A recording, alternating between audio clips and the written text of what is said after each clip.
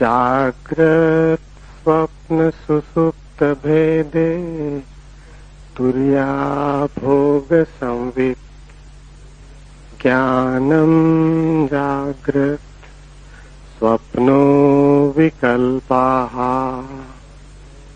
अविवेको माया सुप्तम् त्रितय भोक्ता वीरेशः। जागृत स्वप्न सुसुप्ति इन तीनों अवस्थाओं को पृथक रूप से जानने से तुरीयावस्था का भी ज्ञान हो जाता है। ज्ञान का बना रहना ही जागृत अवस्था है, विकल्प ही स्वप्न है।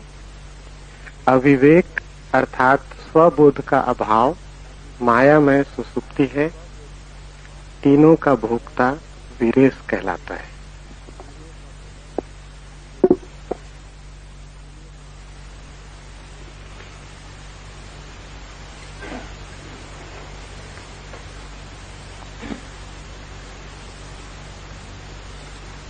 जागृत, स्वप्न और सुसुप्ति इन तीनों अवस्थाओं को पृथक रूप से जानने से तुरीयावस्था का भी ज्ञान हो जाता है। तुरीया है चौथी अवस्था। तुरीयावस्था का अर्थ है परम ज्ञान। तुरीयावस्था का अर्थ है कि किसी प्रकार का अंधकार भीतर न रह जाए, सभी ज्योतिर्मय हो उठे, जरा सा कोना भी अंतस का अंधकारपूर्ण न हो, कुछ भी न बचे भीतर जिसके प्रति हम जागृत नहीं हो गए। बाहर और भीतर सब ओर जागृति का प्रकाश फैल जाए। अभी जहां हम हैं वहां या तो हम जागृत होते हैं या हम स्वप्न में होते या हम सुसुप्ति में होते। चौथे का हमें कुछ भी पता नहीं। जब हम जागृत होते हैं तो बाहर का जगत तो दिखाई पड़ता है, हम खुद अंधेरे में होते।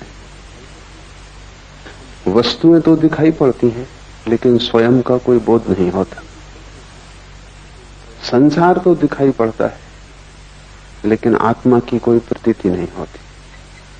ये आधी जागृत अवस्था है जिसको हम जागरण कहते हैं। सुबह नींद से उठकर वो अधूरा जागरण है, और अधूरा भी कीमती नहीं, क्योंकि व्यर्थ तो दिखाई पड़ता है और सार्थक दिखाई नहीं पड़ता। कूड़ा करकट तो दिखाई पड़ता है, हीरे अंधेरे में खो जाते। खुद तो हम दिखाई नहीं पड़ते कि कौन है, और सारा संसार दिखाई पड़ता है। दूसरी अवस्था है स्वप्न की। हम तो दिखाई पड़ते ही नहीं स्वप्न में, बाहर का संसार भी खो जाता है। सिर्फ संसार से बने हुए प्रतिबिंब मन में तैरते। उन्हीं प्रतिबिंबों को हम जानते और देखते। जैसे कोई दर्पण में देखता हो चांद को, या झील पर कोई देखता हो आकाश के तारों को। सुबह जागकर हम वस्तुओं को सीधा देखते हैं, स्वप्न में हम वस्तुओं के प्रतिबिंब देखते हैं, वस्तुएं भी नहीं दिखाई पड़ती। और तीसरी अवस्था है जिससे हम परिचित हैं, बाहर का जगत भी खो जाता है, वस्तुओं का जगत भी अंधेरे में हो जाता है, और प्रतिबिंब भी नहीं दिखाई पड़ते, स्वप्न भी तिरोहित हो जाता है। तब हम गहन अंधकार में पड़ जाते। उसी को हम सुसुप्ति कहते हैं। सुसुप्ति में न तो बाहर का ज्ञान रहता न भीतर का। जागृत में बाहर का ज्ञान रहता है, और जागृत और सुसुप्ति के बीच की एक मध्य कड़ी है स्वप्न, जहां बाहर का ज्ञान तो नहीं होता लेकिन बाहर की वस्तुओं से बने हुए प्रतिबिंब हमारे मस्तिष्क में तैरते हैं और उन्हीं का ज्ञान होता है। चौथी अवस्था है तुरीया, वही सिद्धावस्था है। सारी चेष्टा उसी को पाने के लिए, सब ध्यान, सब योग तुरीयावस्था को पाने के उपाय। तुरीयावस्था का अर्थ है भीतर और बाहर दोनों का ज्ञान। अंधेरा कहीं भी नहीं, न तो बाहर और न भीतर, पूर्ण जागृति, जिसको हमने बुद्धत्व कहा है, महावीर ने जिनत्व कहा है। न तो बाहर अंधकार है न भीतर, सब तरफ प्रकाश हो गया है। वस्तुओं को भी हम जानते हैं, स्वयं को भी हम जानते हैं। ऐसी जो चौथी अवस्था है वो कैसे पाई जाए, इसके ही ये सूत्र है। पहला सूत्र है जागृत, स्वप्न और सुषुप्ति, इन तीनों अवस्थाओं को पृथक रूप से जान लेने से तुरीयावस्था का ज्ञान हो जाता है। अभी हम जानते तो हैं लेकिन पृथक रूप से नहीं जानते। जब हम स्वप्न में होते हैं तब हमें पता नहीं चलता कि मैं स्वप्न देख रहा हूं, तब तो हम स्वप्न के साथ एक हो जाते। सुबह जाग के पता चलता है कि रात सपना देखा, लेकिन अब तो वो अवस्था खो चुकी। जब अवस्था होती है तब हम पृथक रूप से नहीं जान पाते, तादात्म्य हो जाता है। स्वप्न में लगता है कि हम स्वप्न हो गए, सुबह जाग के लगता है कि अब हम स्वप्न नहीं है, लेकिन अब हमारा तादात्म्य जागृत से हो जाता है। हम कहते हैं अब मैं जाग गया, लेकिन तुमने कभी सोचा कि रात तुम फिर सो जाओगे और ये तादात्म्य भी भूल जाएगा, फिर सपना आएगा और तुम सपने के साथ एक हो जाओगे। जो भी तुम्हारी आंख पर आ जाता है तुम उसी के साथ एक हो जाते हो, जबकि तुम सभी से पृथक हो। ये ऐसा ही है जैसे वर्षा आए और तुम समझने लगो कि मैं वर्षा हो गया, फिर गर्मी आए और तुम समझो कि मैं गर्मी हो गया, और फिर शीत आए और तुम समझो कि मैं शीत हो गया। लेकिन ये तीनों मौसम तुम्हारे आसपास है, तुम इन तीनों से अलग हो। बचपन था तो तुमने समझा कि मैं बच्चा हूं, जवान हुए तो तुमने समझ लिया कि मैं जवान हूं, बूढ़े हुए तो तुम समझ लोगे कि मैं बूढ़ा हूं, लेकिन तुम तीनों के पार हो। अगर तुम पार ना होते तो बच्चा जवान होता कैसे? तुम्हारे भीतर कुछ है जो बचपन को छोड़ सका और जवान हो सका। वो कुछ बचपन और जवानी दोनों से अलग है। स्वप्न में तुम खो जाते हो, जागकर फिर तुम्हें लगता है सपना झूठ था। तुम्हारे भीतर कोई चेतना का तत्व है जो यात्रा करता है। स्वप्न, सुषुप्ति, जागृत तुम्हारे यात्रा के पड़ाव, तुम नहीं हो। और जैसे ही तुम इस बात को समझ पाओगे कि तुम पृथक हो, अलग हो, वैसे ही चौथे का जन्म शुरू हो जाए। वो पृथकता ही चौथा है। महावीर ने इसके लिए बहुत कीमती शब्द प्रयोग किया। महावीर कहते हैं भेद विज्ञान। वे कहते हैं सारा विज्ञान अध्यात्म का भेद को साफ साफ कर लेने में वही इस शिव सूत्र का अर्थ है कि तुम्हें तीनों अवस्थाएं अलग अलग हैं, इसका पता चल जाए। जैसे ही तीनों अवस्थाओं को तुम अलग अलग जान लोगे, तुम ये भी जान लोगे कि मैं तीनों से अलग हूं। तुम्हें भेद की कला आ गई। अभी हमारी मनोदशा ऐसी है कि जो भी हमारे सामने होता है हम उसी के साथ एक हो जाते। किसी ने तुम्हें गाली दी, क्रोध उठा, उस क्षण में तुम क्रोध के साथ एक हो जाते। तुम भूल ही जाते हो कि क्षण भर पहले क्रोध नहीं था, तब भी तुम थे। क्षण भर बाद क्रोध फिर चला जाएगा, तब भी तुम रहोगे। तो क्रोध बीच में आया हुआ धुआं है। उसने तुम्हें कितना ही घेर लिया हो, लेकिन वो तुम्हारा स्वभाव नहीं। चिंता आती है तो चिंता का बादल घिर जाता है, सूरज छिप जाता है, तुम भूल ही जाते हो कि मैं पृथक हूं। सुख आता है तो तुम नाचने लगते हो, दुख आता है तो तुम रोने लगते हो। जो भी घटता है तुम उसी के साथ एक हो जाते हो। तुम्हें अपनी पृथकता का कोई बोध नहीं। इसे धीरे धीरे अलग करना सीखना होगा। हर स्थिति में अलग करना सीखना होगा। भोजन करते वक्त जानना कि जो भोजन कर रहा है वो शरीर है। भूख लगे तो जानना कि जिससे भूख लगी है वो शरीर है। मैं सिर्फ जानने वाला हूं। चेतना को कोई भूख लग भी नहीं सकती। गर्मी लगे और पसीना बहे तो जानना कि वो शरीर पर घट रहा है। इसका यह अर्थ नहीं कि तुम गर्मी में बैठे रहना और पसीना बहने देना, हटना, सुविधा बनाना, लेकिन शरीर के लिए ही सुविधा बनाई जा रही। तुम सिर्फ जानने वाले हो। धीरे धीरे प्रत्येक घटना जो तुम्हें घेरती है तुम उससे अपने को अलग करते जाना। कठिन है पृथक करना, क्योंकि बहुत बारीक फासला है। सीमा रेखा साफ नहीं है, क्योंकि अनंत जन्मों में तुमने तादात्म्य करना ही सीखा है, तोड़ना नहीं सीखा है। तुमने हमेशा अपने को जोड़ना सीखा है स्थितियों के साथ। तुम तोड़ने की बात ही भूल गए। इसका नाम ही बेहोशी है, ये जो तुमने जोड़ना सीख लिया है। एक सुबह मुल्ला नसरुद्दीन अस्पताल में अपने मित्र के पास बैठा। मित्र ने आंख खोली और उसने कहा कि नसरुद्दीन क्या हुआ? मुझे कुछ याद भी नहीं आता। नसरुद्दीन ने कहा कि रात तुम जरा ज्यादा पी गए और फिर तुम खिड़की पे चढ़ गए और तुमने कहा कि मैं उड़ सकता हूं, और तुम उड़ गए। 3 मंजिल मकान पर थे। घटना जाहिर है, सब हड्डियां पसलियां टूट गई। मित्र ने उठने की कोशिश की और कहा कि नसरुद्दीन, और तुम वहां थे और तुमने ये होने दिया, और तुम किस तरह के मित्र हो? नसरुद्दीन ने कहा ये बात मत उठाओ। उस समय तो मुझे भी लग रहा था कि तुम ये कर सकते हो। यही नहीं, अगर मेरे पजामे का नाड़ा थोड़ा ढीला ना होता तो मैं तुम्हारे साथ आ रहा था।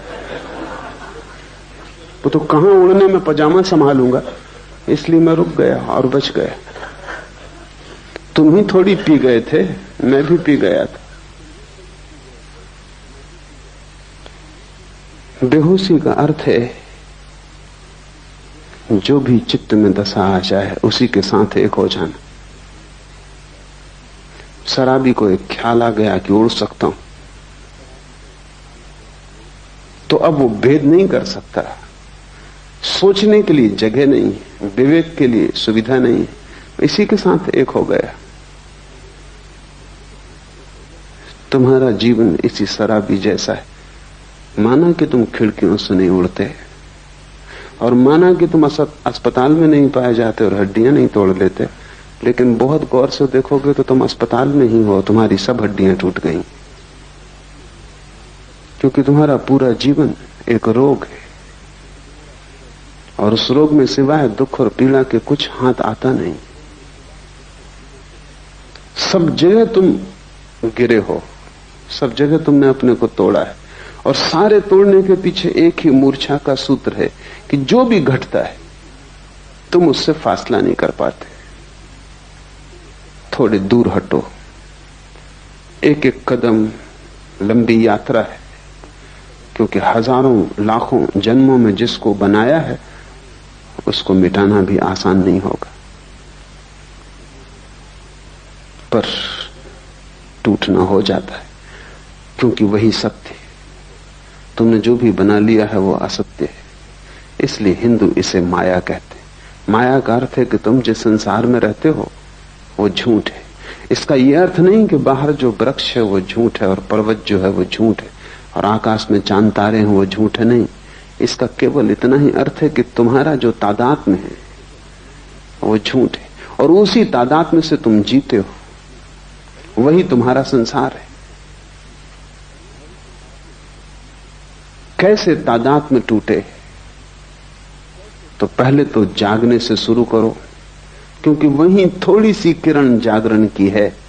स्वप्न से तो तुम कैसे शुरू करोगे? मुश्किल होगा। और सुसुप्ति का तो तुम्हें कोई पता नहीं, वहां तो सब होश खो जाता है। जागृत से शुरू करो। साधना शुरू होती है जागृत से, वो पहला कदम। फिर दूसरा कदम है स्वप्न और तीसरा कदम है सुसुप्ति। और जिस दिन तुम तीनों कदम पूरे कर लेते हो, चौथा कदम उठ जाता है। वो चौथा कदम है तुरीयावस्था, वो सिद्धावस्था है। जागृत से शुरू करो, क्योंकि वही रास्ता है, इसलिए उसको जागृत कहा है। वो जागृत है भी नहीं, क्योंकि कैसी जागृति जब तुम वस्तुओं में खोए हुए हो और अपने प्रति तुम्हें कोई भी होश नहीं। इसको क्या जागरण कहना, नाम मात्र को जागरण है, लेकिन इसको जागृत कहा है। ठीक जागृत तो हमने बुद्ध पुरुषों को कहा है, लेकिन ये जागरण है इस अर्थ में कि इसमें थोड़ी सी संभावना जागने की है। तो पहले तुम जागरण से शुरू करो। भूख लगे भोजन देना, लेकिन इस स्मरण को साधे रखना कि भूख शरीर को लगती है, मुझे नहीं।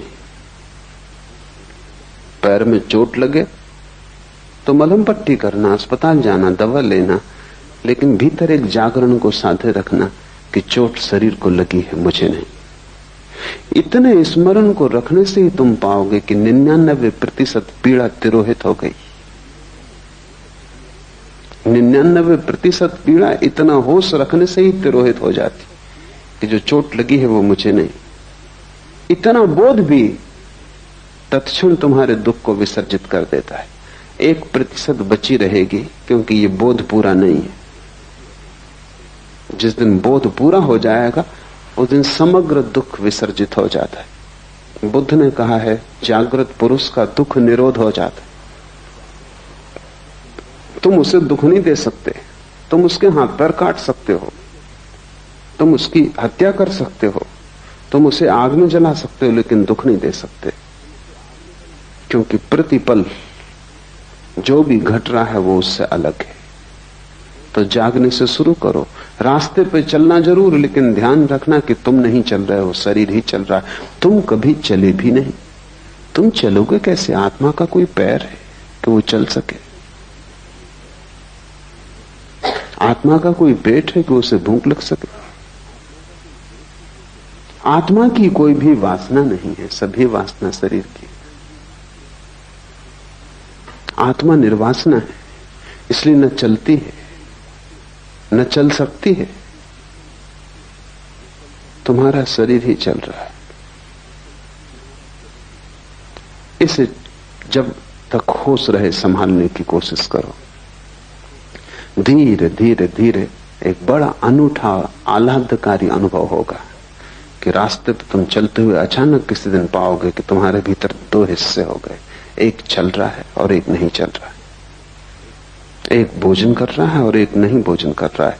उपनिषद कहते हैं एक ही वृक्ष पर बैठे हैं दो पक्षी। ऊपर का पक्षी शांत है, न हिलता न डुलता, न रोता न हंसता, न आता न जाता, बस बैठा है शांत। नीचे का पक्षी बड़ा बेचैन, इस डाल से उस डाल पर उछलता है, इस फल को पकड़ता है, उसको पकड़ता है, बड़े सपने देखता है, बड़ी दौड़ धूप करता है। वो दोनों पक्षी तुम्हारे भीतर है। वो जो वृक्ष है वो तुम हो। एक तुम्हारे भीतर पक्षी है जो कभी हिला डुला नहीं, जो बस बैठा देख रहा है। उस पक्षी को हमने साक्षी कहा है। जीसस ने कहा है एक ही बिस्तर पर तुम सोते हो, उसमें एक मरा हुआ है और एक सदा जीवित, और एक सदा से मरा हुआ है और एक सदा जीवित रहेगा। वो बिस्तर तुम ही हो। जब रात तुम बिस्तर पे सोते हो तो एक उसमें मुर्दा है और एक उसमें शाश्वत चैतन्य है। पर फर्क करना, फासला करना, कठिन श्रम, उद्यम की जरूरत है। तो पहले तो तुम दिन से कोशिश करो। सुबह जब उठते हो, जब पहली किरण आती है होश की, तभी से तुम साधने की कोशिश करो। हजारों प्रयास करोगे तब कहीं एक प्रयास सफल होगा, पर एक भी सफल हो जाए तो तुम पाओगे कि हजारों साल भी मेहनत करनी महंगी नहीं थी। क्योंकि एक क्षण को भी तुम्हें यह पता चल जाए कि जो चल रहा है वो तुम नहीं, जो रुका है वो तुम हो, जो वासना से भरा है वो तुम नहीं, जो सदा निर्वासना है वो तुम हो, जो मरण धर्म है वो तुम नहीं, जो अमृत का स्रोत है वो तुम हो। एक क्षण को भी इसका पता चल जाए तो एक क्षण को भी तुम महावीर या बुद्ध हो जाओ या शिवत्व को उपलब्ध हो जाओ तो तुमने महासंपदा का द्वार खोल दिया। फिर यात्रा सरल है। स्वाद के बाद यात्रा बड़ी सरल है, स्वाद के पहले ही सारी कठिनाई है। दिन से शुरू करो, और अगर तुमने दिन से शुरू किया तो तुम धीरे धीरे सफल हो जाओगे, स्वप्न में भी। गुरुजीएफ इस सदी का एक बहुत बड़ा गुरु, महागुरु, वो अपने साधकों को पहले तो दिन में होश रखना सिखाता था, फिर स्वप्न में होश रखना सिखाता था। तो उसकी प्रक्रिया थी कि जब तुम सोने लगो तब एक ही बात स्मरण रखो कि ये स्वप्न है। अभी स्वप्न शुरू नहीं हुआ, तुम अभी जागे हो, तभी से तुम ये सूत्र अपने भीतर दोहराने लगो कि जो मैं देख रहा हूं ये स्वप्न है। कमरे को चारों तरफ देखो और ये भाव मन में गहरा करो कि जो मैं देख रहा हूं ये स्वप्न है। बिस्तर को छुओ और ये भाव गहरा करो कि जो मैं छू रहा हूं ये स्वप्न है। अपने हाथ को ही अपने हाथ से स्पर्श करो और अनुभव करो कि जो मैं छू रहा हूं ये स्वप्न है।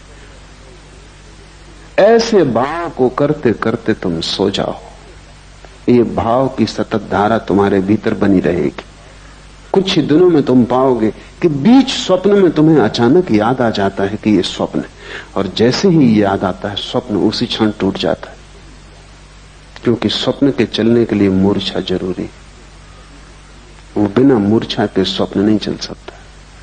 बीच स्वप्न में तुम्हें याद आ जाएगा ये स्वप्न है और स्वप्न टूट जाएगा, और तुम इतने आनंद से भर जाओगे, उस आनंद को तुमने कभी जाना भी नहीं। नींद टूट जाएगी, स्वप्न बिखर जाएगा और एक गहरा प्रकाश तुम्हें घेर लेगा। ज्ञानी पुरुष के स्वप्न तिरोहित हो जाते, क्योंकि नींद में भी वो स्मरण रख पाता है कि ये स्वप्न है। भारत ने इसके बड़े अनूठे प्रयोग किए। शंकर वेदांत में सारे जगत को माया की जो धारणा है वो इसी का एक प्रयोग है। सन्यासी को 24 घंटे स्मरण रखना है कि जो भी हो रहा है सब स्वप्न है। जागते भी, रास्ते से गुजरते, बाजार में बैठे हुए भी स्मरण रखना है कि जो भी है सब स्वप्न है। ये क्यों? ये एक प्रयोग है, एक प्रक्रिया है, एक विधि है। अगर तुमने 8 घंटे जागते में स्मरण रखा कि जो भी हो रहा है ये स्वप्न है, तो ये स्मरण इतना गहरा हो जाएगा कि जब रात स्वप्न भी चलेगा तब तुम वहां भी याद रख सकोगे, वहां भी तुम याद रख सकोगे कि ये स्वप्न। अभी तुम याद नहीं रख पाते। अगर ठीक से समझो तो अभी भी तुम उल्टे अर्थों में यही कर रहे हो। 24 घंटे जब तुम जागते हो तब तुम समझते हो जो भी देख रहा हूं ये सत्य है।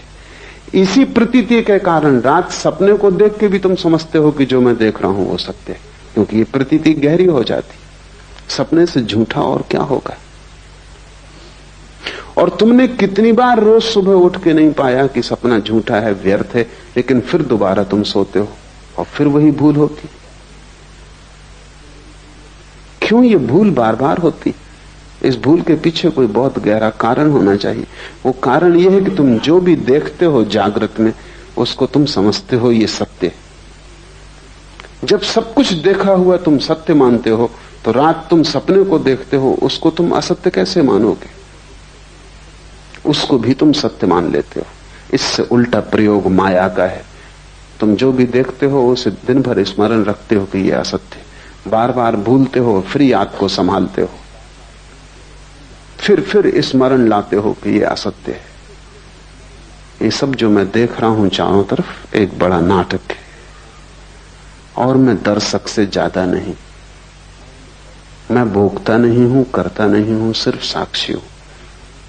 इस भाव को अगर तुम संभालते हो तो इसकी भीतर धारा बन जाती। तब रात सपना टूट जाता है, और जिसका सपना टूट गया उसकी बड़ी उपलब्धि है। जब सपना टूट जाए तो फिर तीसरा चरण उठाया जा सकता है।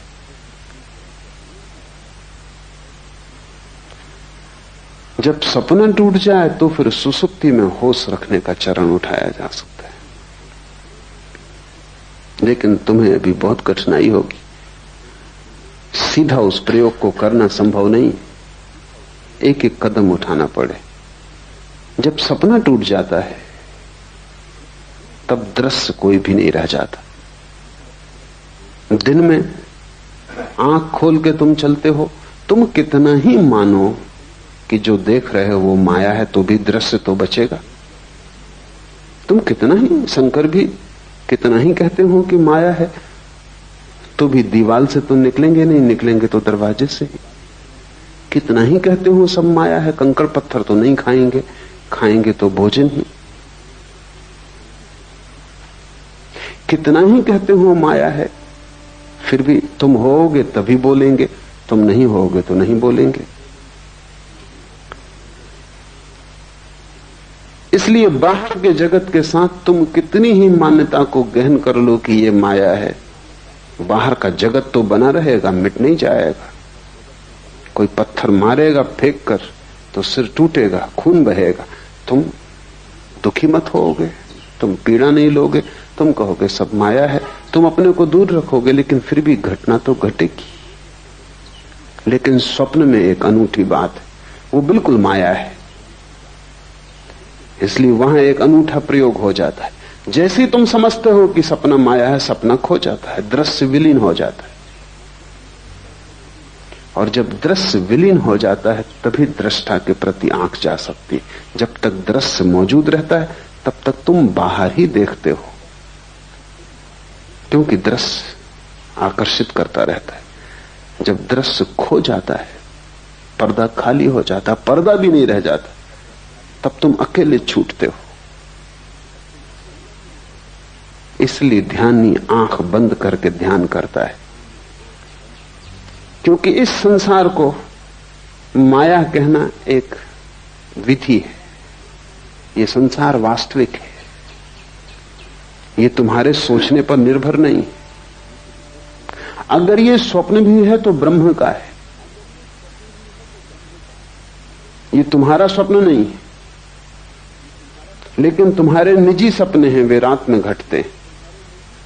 इसलिए बड़ी क्रांतिकारी घटना तो तब घटती जब तुम निजी स्वप्न को तोड़ देते हो। आकाश खाली हो जाता है, वहां देखने को कुछ नहीं बचता। नाटक समाप्त हुआ, घर जाने का वक्त आ गया। अब तुम करोगे भी क्या बैठे बैठे? इस घड़ी में अचानक आंख मुड़ती है, क्योंकि बाहर कुछ भी खोजने को नहीं रह जाता, देखने को नहीं रह जाता, सोचने को नहीं रह जाता, कोई दृश्य नहीं बचता। तो जो ऊर्जा दृश्य की तरफ जाती थी वो स्वयं की तरफ मुड़ती। स्वयं की तरफ मुड़ती हुई ऊर्जा ही ध्यान है। और जैसे ही स्वयं की तरफ मुड़ती, तब तुम सुसुप्ति में भी होश रख सकते हो, क्योंकि तुम तो होते हो।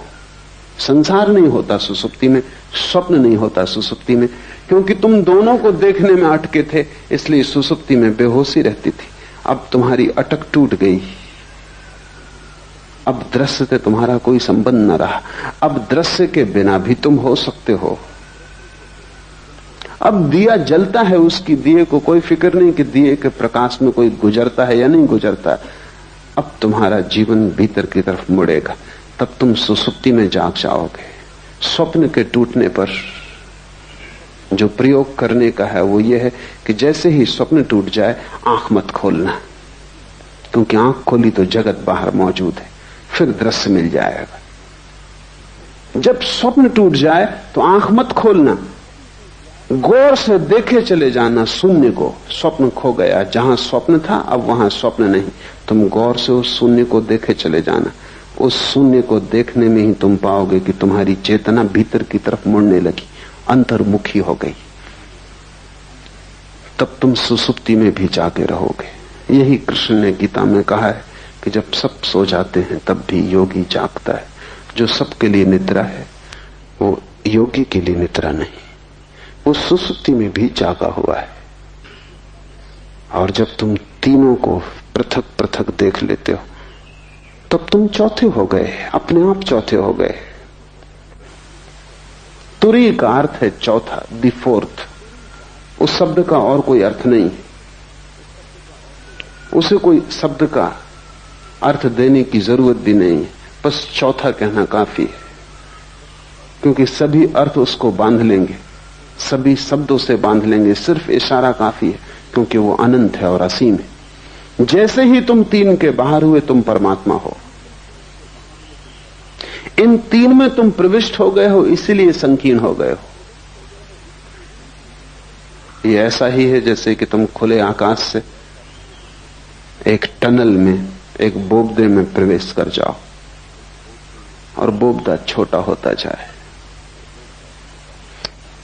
इंद्रियों तक आते आते तुम बिल्कुल संकीर्ण हो गए हो। पीछे लौटना है। जैसे जैसे तुम पीछे लौटते हो, तुम्हारा आकाश बड़ा होता जाता है। जिस क्षण तुम तीनों के पार अपने को देख लेते हो, उस दिन तुम महाकाश हो, उस दिन तुम परमात्मा हो। ऐसे ही जैसे कि कोई आदमी दूरबीन से देखता है आकाश को, दूरबीन का छोटा सा छेद, वो अपनी सारी आंखों को उसी पर लगा देता है। फिर दूरबीन से आंखें हटाता है, तब उसे पता चलता है कि मैं दूरबीन नहीं हूं। तुम भी आंख नहीं हो, लेकिन आंख पर तुम कई जन्मों से टिके हो। तुम कान नहीं हो, लेकिन कान से तुम कई जन्मों से सुन रहे हो। तुम हाथ नहीं हो, लेकिन हाथ से तुम कई जन्मों से छू रहे हो। बस तुम दूरबीन से बंध गए हो। तुम्हारी हालत वैसी हो गई जैसे किसी वैज्ञानिक को दूरबीन बंध गई हो। अब वो दूरबीन को आंख से बांधे हुए घूम रहा है। तुम उसको कितना ही कहो कि दूरबीन उतार के रखो, ये तुम नहीं हो, पर वो दूरबीन से ही देख सकता है और भूल ही गया है। ये विस्मृति है। इस विस्मृति को तोड़ने की प्रक्रिया है। जागृत से शुरू करो, सुसुप्ति पर पूर्ण होने दो। जागृत, स्वप्न और सुसुप्ति, इन तीनों अवस्थाओं को पृथक रूप से जानने से तुरीय अवस्था का भी ज्ञान हो जाता है। इसे शुरू करो और धीरे धीरे बढ़ते जाओ। जिस दिन तुम्हें गहरी नींद में होश रह जाए, उस दिन जान लेना तुम में, बुद्ध में, महावीर में, शिव में अब कोई अंतर न रहा। लेकिन तुम उल्टा ही काम कर रहे हो। तुम जागरण में भी ठीक जागे हुए नहीं हो, तो तुम सुसुप्ति में कैसे जागोगे? तुम यहां भी सोए हुए हो। तुम्हारा जागरण नाम मात्र को है। तुम्हें भ्रम पैदा होता है कि तुम जागे हो, क्योंकि तुम काम चलाओ, काम निपटा लेते हो। साइकिल चला लेते हो, तुम सोचते हो तुम जागे हुए हो। कार चला लेते हो, तुम सोचते हो तुम जागे हुए हो। लेकिन तुमने कभी ख्याल किया कि ये सब ऑटोमेटिक हो गया है, यंत्रवत हो गया है। साइकिल चलाने वाला सोचता भी नहीं कि अब बाएं मुड़ना है, अब दाएं मुड़ना है। वो अपने मन में लगा रहता है। साइकिल बाएं मुड़ती, दाएं मुड़ती, वो अपने घर पहुंच जाता है। सोचना या होशपूर्वक चलने की कोई जरूरत नहीं, सब यंत्रवत हो गया है, आदत हो गई। वो घर पहुंच ही जाता है। कार चलाने वाला चलाता जाता है, कोई जरूरत नहीं है उसको कि वो जागे। हम सब की जिंदगी एक रूटीन, एक बंधी हुई लीक पर घूमने लगती। जैसे कोल्हू के बैल चलते हैं, ऐसे हम चलने लगते। उसी लीक पर रोज चलते हैं। किसी की लीक थोड़ी बड़ी, किसी की थोड़ी छोटी, किसी की थोड़ी सुंदर, किसी की थोड़ी कुरूप, लेकिन लीक होने में कोई फर्क नहीं है। तुम्हारी जिंदगी एक कोल्हू के बैल की भांति है। सुबह उठते हो, एक धारा चलती है, रात सो जाते हो, एक वर्तुल पूरा हुआ, फिर सुबह उठते हो, फिर वही। ये सब इतनी बार तुमने दोहराया है कि अब होश रखने की कोई जरूरत ही नहीं। ये बेहोशी में ही हो जाता है। समय पर भूख लग जाती है, समय पर नींद आ जाती है, समय पर उठ के तुम बाजार चल पड़ते हो। तुम पूरी जिंदगी को ऐसे सोए सोए एक वर्तुल में गुजार रहे हो। कब जागोगे? कब एक झटका दोगे अपने को? कब इस लीक से उठोगे? कब कहोगे कि मैं कोल्हू का बैल होने को राजी नहीं हूं?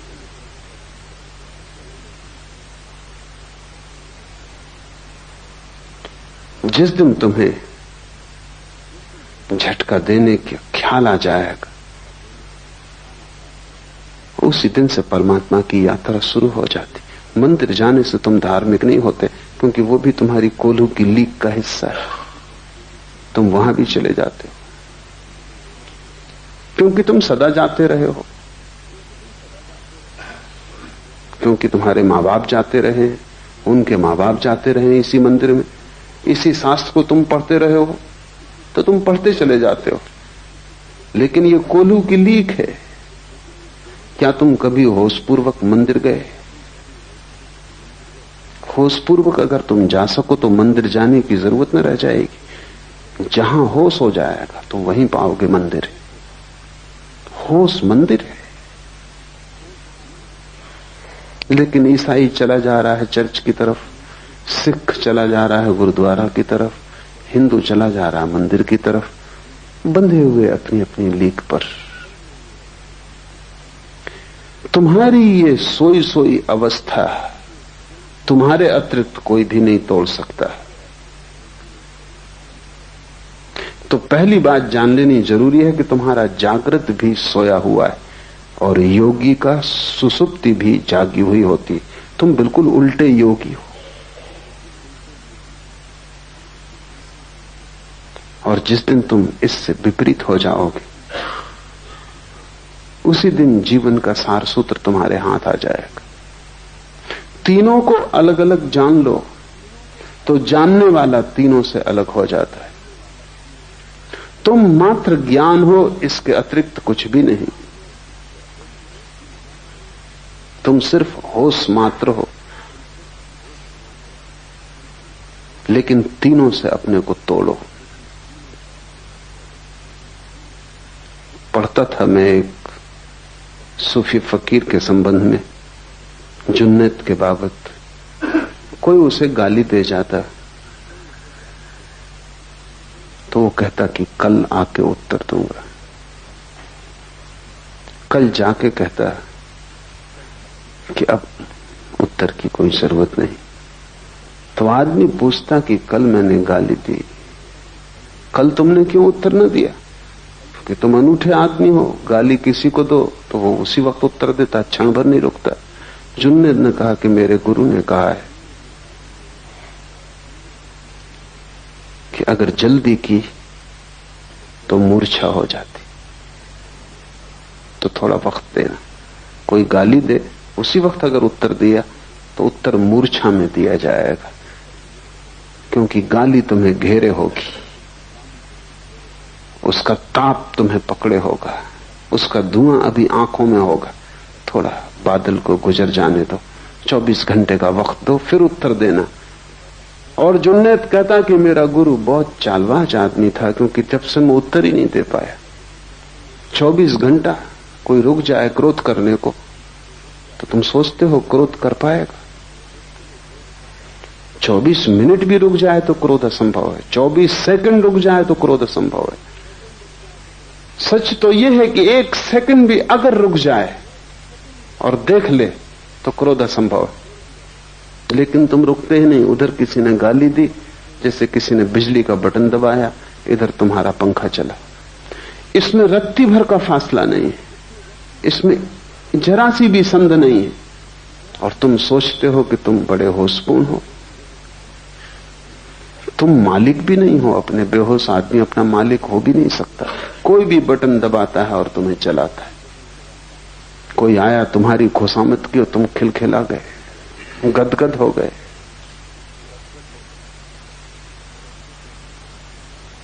किसी ने तुम्हारा अपमान किया और तुम आंसुओं से भर गए।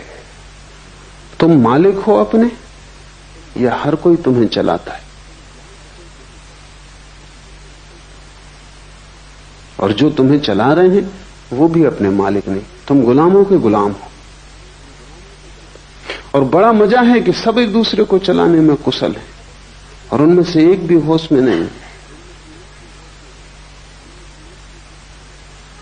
इससे बड़ा और कोई अपमान नहीं हो सकता आत्मा का कि हर कोई तुम्हें चलाता है। मुल्ला नसरुद्दीन एक दफ्तर में काम करता था। सभी नाराज थे उसके काम से, क्योंकि काम तो कुछ था ही नहीं। या तो वो सोया रहता या झपकी खाता रहता। आखिर दफ्तर के लोग परेशान इतने हो गए कि धीरे धीरे लोगों ने उसको कहना भी शुरू कर दिया। मालिक ने भी कहा, डांटा डपटा भी, लेकिन उसमें कुछ फर्क न हुआ। इतना अपमान और इस उपद्रव के कारण उसने इस्तीफा दिया। बदलना तो मुश्किल था, इस्तीफा देना आसान था। बहुत से लोग जो संसार से भागते हैं सन्यास की तरफ, वो इस्तीफा दे रहे हैं। बदलना तो मुश्किल है, इस्तीफा देना सदा आसान। उसने इस्तीफा दिया। सारा दफ्तर प्रसन्न हुआ इस्तीफे से। लोग इतने प्रसन्न हो गए कि मालिक ने कहा कि अब वो जब अपनी तरफ से जा रहा है तो विदाई समारोह करना उचित है। और हम इतने परेशान थे इससे, और ये छोड़ रहा है और छुड़ाने का कोई उपाय नहीं था। एक बोझ हो गया था, इसलिए ठीक से, और सच में ही खुश थे वो, इसलिए विदाई समारोह काफी अच्छी तरह आयोजित किया। मिठाई, खाना पीना सब इकट्ठे हुए। नसरुद्दीन बड़ा हैरान हुआ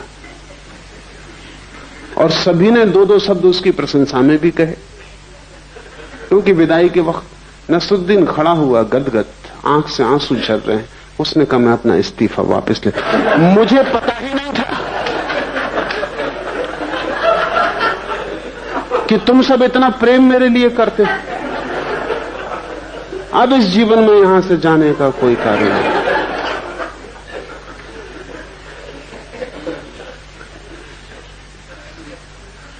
हम संचालित हो रहे हैं और अक्सर यह होता है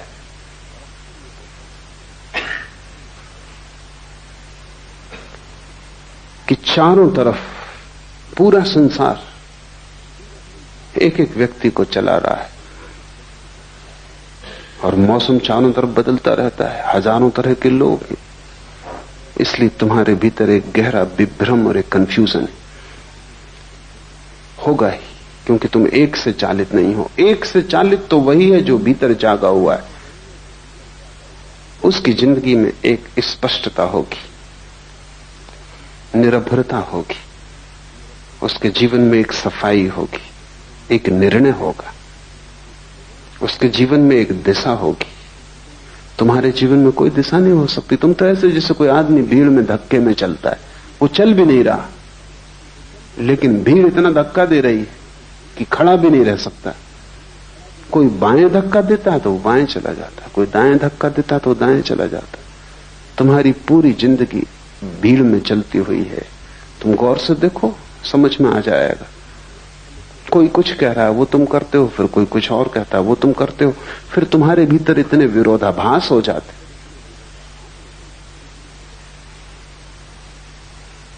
एक आदमी मेरे परिचित हैं, चोट लग गई थी, थोड़ी सी चोट थी, रिक्शा उलट गया था, फिर अस्पताल से भी छूट गए, फिर 6 महीने भी बीत गए, भले चंगे भी हो गए, लेकिन फिर भी वो अपनी बैसाखी। तो मैं उनको पूछा, कब ये बैसाखी कब छोड़ोगे? कहते, छोड़ना तो मैं भी चाहता हूं, मेरा डॉक्टर कहता है बेकार है, लेकिन मेरा वकील कहता है अभी रखो, जब तक मुकदमा तय न हो जाए। तो किसकी सुनूं? तुम्हारा वकील कुछ कहता, तुम्हारा डॉक्टर कुछ कहता, पत्नी कुछ कहती, पति कुछ कहता, बेटा कुछ कहता, बाप कुछ कहता। चारों तरफ तुम्हें चलाने वाले मालिक, करोड़ों मालिक हैं और तुम अकेले हो, और तुम सबकी सुनते हो। जो भी दबा देता है उसी की सुनते हो। तब तुम्हारे भीतर सब दरारें बढ़ जाती हैं, खंड खंड हो जाता है व्यक्तित्व। जब तक तुम भीतर की न सुनोगे तब तक तुम अखंड नहीं हो सकते। मैं सन्यासी उसे कहता हूं जिसने भीतर की आवाज सुननी शुरू कर दी। और जब वो भीतर की आवाज पर सब दांव लगाने को राजी है। लेकिन भीतर की आवाज तुम्हें समझ में भी ना आएगी जब तक तुम बेहोश हो। तब तक अगर तुमने भीतर की आवाज समझी भी कि भीतर की है तो वो भीतर की ना होगी, वो भी बाहर की आवाज होगी। बेहोश आदमी को भीतर की आवाज का क्या पता। नहीं तो दिल्ली में बैठे सभी राजनीतिक अंतरात्मा की आवाज की बात करते हैं। इंदिरा, गिरी, अंतरात्मा की आवाज। अंतरात्मा का पता कैसे सोए हुए आदमी को? कौन सी आवाज अंतरात्मा की तुम्हें कैसे पता? जो भी आवाज तुम्हारी वासनाओं को तृप्त करती मालूम पड़ती, अंतर्वासना की आवाज, उसे तुम अंतरात्मा की आवाज कहते हो।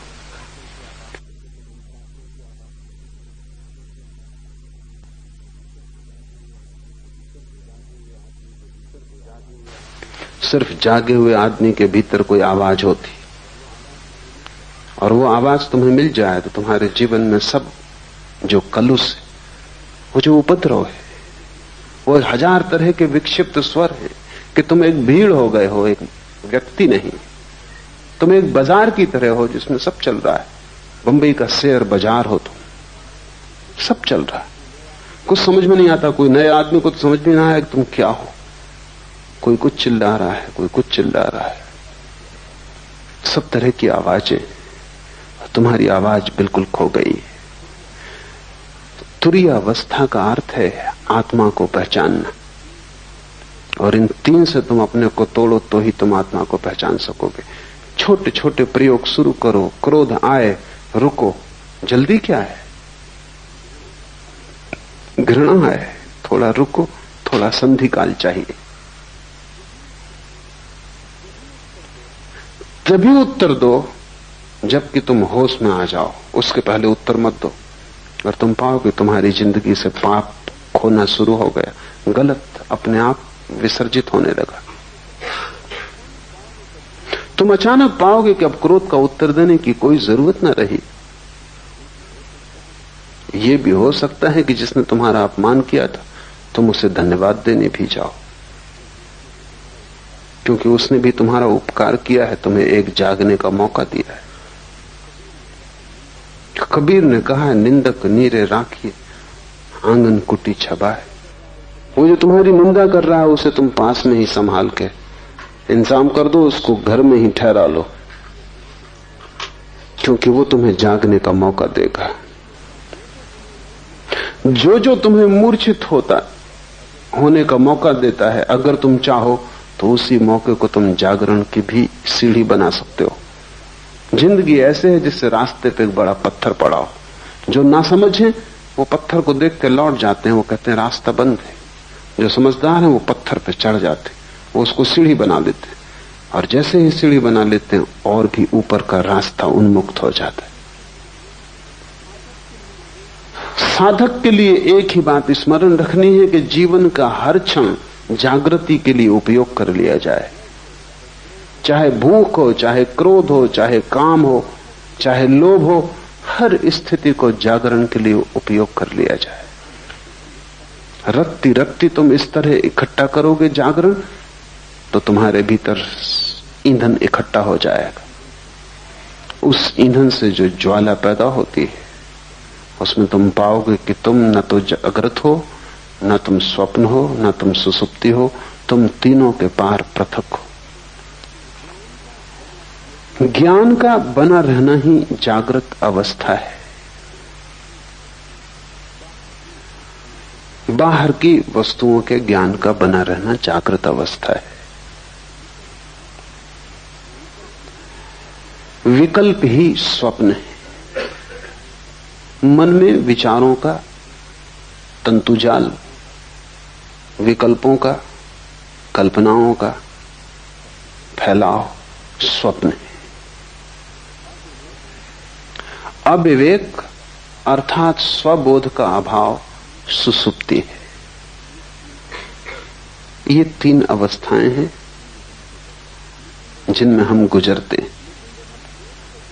लेकिन जब हम एक से गुजरते हैं तो हम उसी के साथ एक हो जाते हैं। जब हम दूसरे में पहुंचते हैं तो हम दूसरे के साथ एक हो जाते हैं।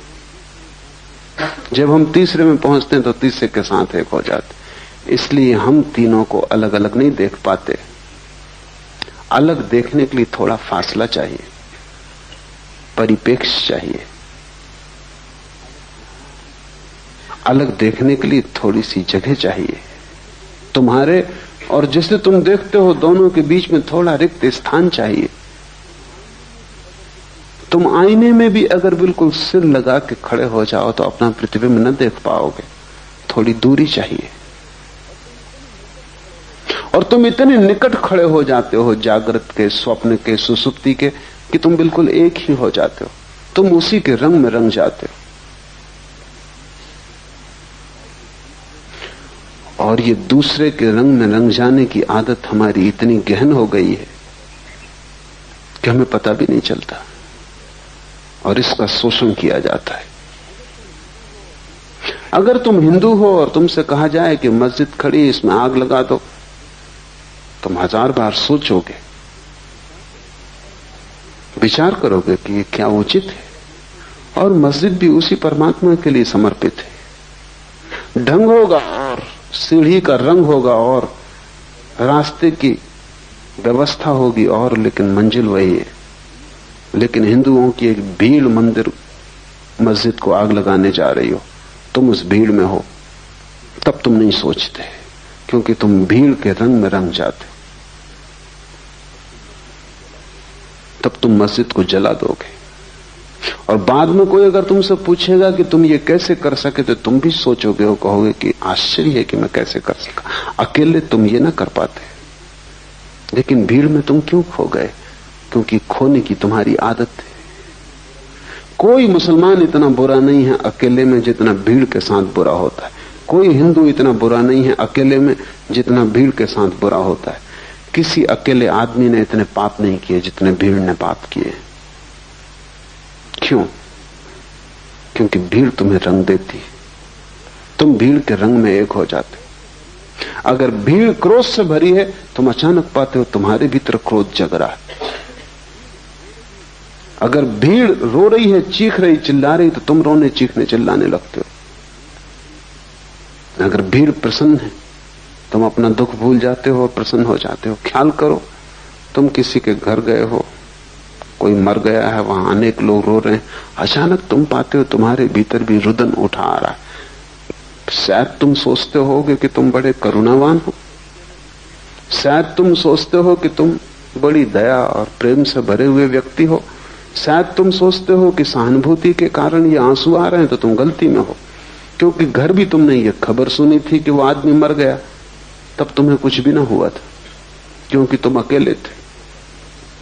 तब तुमने सोचा होगा कि ठीक है, मरना जीना लगा ही रहता है। बजाय इसके कि आदमी मर गया, इससे तुम्हें दुख होता, तुम्हें यही झंझट आई होगी कि अब जाना पड़ेगा और संवेदना प्रकट करनी पड़ेगी। और 25 दूसरे काम थे, अब एक और उपद्रव बीच में आ गया। और ये आदमी था ही ऐसा, बेवक्त मरा। कोई वक्त था आज मरने का? ये तुम्हारे विचार रहे होंगे। लेकिन तुम जब घर में पहुंचोगे और वहां तुम लोगों को रोते देखोगे, भीड़ जब वहां दुखी हो रही होगी, तुम अचानक पाओगे तुम्हारे भीतर भी बड़े भाव उठ। ये भाव 2 कौड़ी के और खतरनाक है, क्योंकि भीड़ तुम्हें रंगे दे रही। तुम अपने को बचाना। ऐसी सहानुभूति किसी मतलब की नहीं जो भीड़ से आती हो, जो तुम्हारे हृदय से ना आती हो। तुमने देखा कि दुखी, बेचैन, परेशान लोग भी होली के हुल्लड़ में बड़े आनंदित दिखाई पड़ने लगते।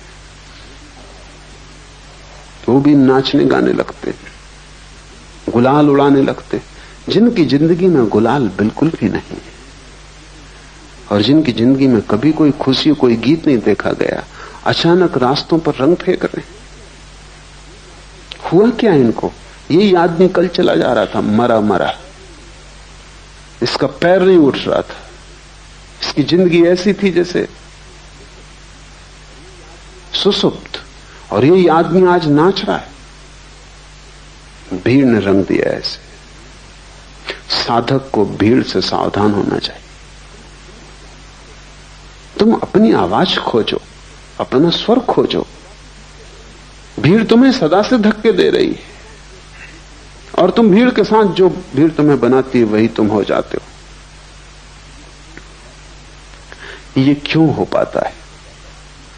ये इसलिए हो पाता है कि तुम पृथकता अपनी अनुभव नहीं करते, और जहां भी तुम्हें अपनी पृथकता खोने का मौका मिलता है तुम तत्क्षण खो देते हो। तुम उधार बैठे हो कि कहीं भी डूब जाओ। नींद आई तो नींद में डूब गए, जागृत आया तो जागृत में डूब गए, स्वप्न आया तो स्वप्न में डूब गए। लोग दुखी हैं तो तुम दुखी हो गए, लोग सुखी हैं तो तुम सुखी हो गए। तुम हो या सिर्फ तुम एक डूबने का बिंदु हो? तुम्हारा कोई अस्तित्व है? तुम्हारा कोई केंद्र है? उस केंद्र का नाम ही आत्मा है। अपने अस्तित्व को जगाओ, डूबने से बचो। इसलिए सारे धर्म शराब के विरोध में। शराब में ऐसी कोई खराबी नहीं, लेकिन सभी धर्म विरोध में। कारण कुल इतना ही है कि वो डूबने का रास्ता है। सभी धर्म जगाने के पक्ष में, और जो आदमी शराब पी रहा है वो डूब रहा है। जो जो चीजें डुबाती हैं तुम्हें, जिन जिन चीजों से तुम और भी ज्यादा मूर्छित होते हो, तुम वैसे ही काफी मूर्छित हो। रत्ती भर तुम में जरा सा होश है, तुम उसी को भी खोने के लिए तैयार रहते हो। और आश्चर्य की बात तो यह है कि जब भी तुम उसे खो देते हो तभी तुम प्रसन्न होते हो।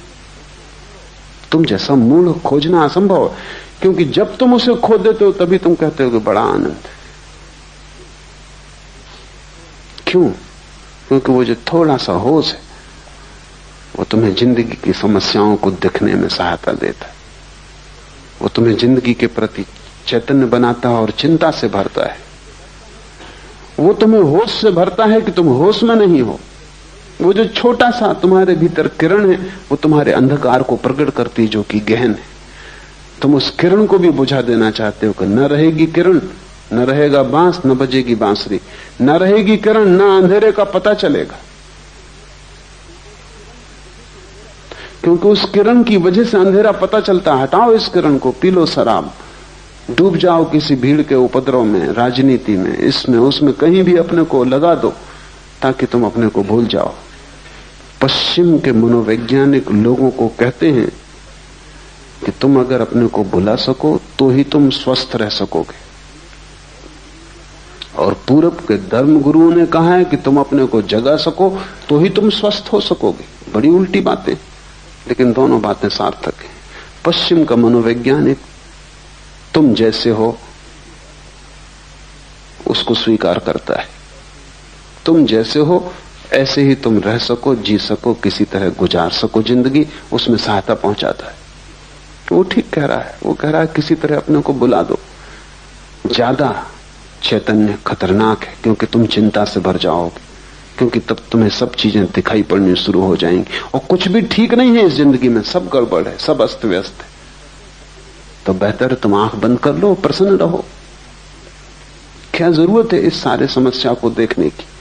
लेकिन पूरब के धर्मगुरु तुम्हें स्वीकार नहीं करते। वो कहते हैं तुम तो रुग्ण हो, तुम तो विक्षिप्त हो ही, तुम्हें पहले शांति की जरूरत नहीं है। कोई चिंता नहीं, अगर चिंता बढ़े और तुम्हारे भीतर बेचैनी आए, कोई हर्ज नहीं, क्योंकि उसी के द्वारा तुम बदलोगे, क्रांति होगी। ये तो ऐसा है जैसे एक आदमी कैंसर से पड़ा है और हम कुछ भी नहीं कर सकते, तो हम उसको मार्फिया देते कि तुम अपना आराम से तो पड़े रहो। लेकिन पूरब के धर्मगुरु कहते हैं मार्फिया से जीवन क्रांति नहीं होती। जगाओ, रूपांतरण हो सकता है। और आदमी जैसा है ये उसकी अंतिम अवस्था नहीं, ये उसकी प्रथम अवस्था तक नहीं। ये तो यात्रा के बिल्कुल बाहर ही खड़ा है, द्वार के। अभी इसने भीतर प्रवेश भी नहीं किया। महा आनंद की संभावना है, लेकिन तुम जैसे हो सोए, इससे महा आनंद नहीं होगा। सुख और आनंद का फर्क समझ लो। सुख उस अवस्था का नाम है जब तुम्हारे भीतर जो छोटी सी किरण जाग गई है वो भी सो जाती, तब तुम्हें कोई दुख पता नहीं चलता। आनंद उस अवस्था का नाम है जब तुम्हारे भीतर जो छोटी सी किरण है वो महासूर्य हो जाती और अंधकार पूरा खो जाता है। सुख नकारात्मक निगेटिव है, दुख का पता न चलना। तुम्हारे सिर में दर्द है, एस्प्रो की टिकिया सुख है, आनंद नहीं, क्योंकि एस्प्रो की टिकिया तुम्हें सिर्फ दर्द पता नहीं चलने देती, वो तुम्हें बेहोशी दे देती। तुम बीमार हो, तुम परेशान हो, जिंदगी चिंता से भरी है, तुम शराब पी लेते हो, फिर सब ठीक है। दुखी शराबी जाता है शराब घर की तरफ, लौटता है नाचता गाता। तुम्हारी जो छोटी सी प्रकाश की किरण है उसे खोकर तुम सुख खरीदते हो, उससे तुम्हें आनंद कभी भी ना मिलेगा, क्योंकि सुख सिर्फ दुख का भूल जाना है, विस्मरण। और आनंद आत्मा का स्मरण है, वो भूल जाना नहीं है, वो पूरी स्मृति है। कबीर ने उसे सुरति कहा है, वो पूर्ण स्मरण है। ये सूत्र तुम्हें पूर्ण स्मरण की तरफ ले जाएंगे। तो ध्यान रखना, जो चीज बेहोश करती हो उससे बचना। और बेहोश करने के इतने सुगम उपाय हैं कि तुम्हें पता भी नहीं, तुम उनमें इतने ज्यादा ग्रस्त हो गए हो कि तुम्हें ख्याल भी नहीं। एक आदमी खाने के पीछे पागल है, वो खाता ही रहता है, तुम्हें ख्याल नहीं है कि वो खाने से शराब का उपयोग कर रहा है। ज्यादा भोजन निद्रा लाता है, ज्यादा भोजन सुसुप्ति देता है। इसलिए अगर किसी दिन तुमने उपवास किया तो रात तुम सो ना सकोगे, क्योंकि भोजन की एक अपनी तंद्रा है। तो जो आदमी 24 घंटे खाने में लगा है, वो खाने के माध्यम से बेहोशी खोज रहा है। एक आदमी महत्वाकांक्षा की यात्रा में लगा है, वो कहता है कि जब तक करोड़ रुपए न हो तब तक मैं रुकने वाला नहीं। तब तक वो दीवाने की तरह लगा है, सुबह हो, रात हो, दिन हो, अंधेरा हो, उजेला हो, कुछ फिक्र नहीं। उसके मन में एक गणित चल रहा है, 1 करोड़। उस एक गणित के प्रति समर्पित है, उसे कोई चिंता नहीं घेरती, उसे कोई चिंता नहीं, बस उसको 1 करोड़। उसको चिंता उस दिन घेरेगी जब 1 करोड़ पाने में सफल हो जाए, तब अचानक वो पाएगा कि बेकार गए, अब क्या करना है। मैंने सुना है पागल खाने में 3 आदमी बंद थे एक ही कोठरी में, क्योंकि एक ही साथ पागल हुए थे, तीनों पुराने साथी थे, एक दूसरे को रंग दिया होगा।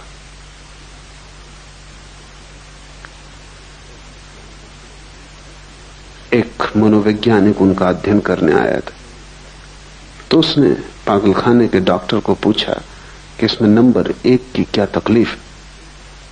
उसने कहा, ये नंबर 1 एक रस्सी में लगी हुई गांठ को खोलने का उपाय कर रहा था और खोल नहीं पाया, उसी में पागल हुआ। और ये दूसरा क्या कर रहा था, ये भी वही गांठ खोल रहा था रस्सी में लगी, और खोलने में सफल हो गया और इसीलिए पागल हुआ। वो मनोवैज्ञानिक थोड़ा हैरान हुआ। उसने कहा, ये तीसरे सज्जन? उसने कहा, ये वो सज्जन है जिनने गांठ लगाई थी।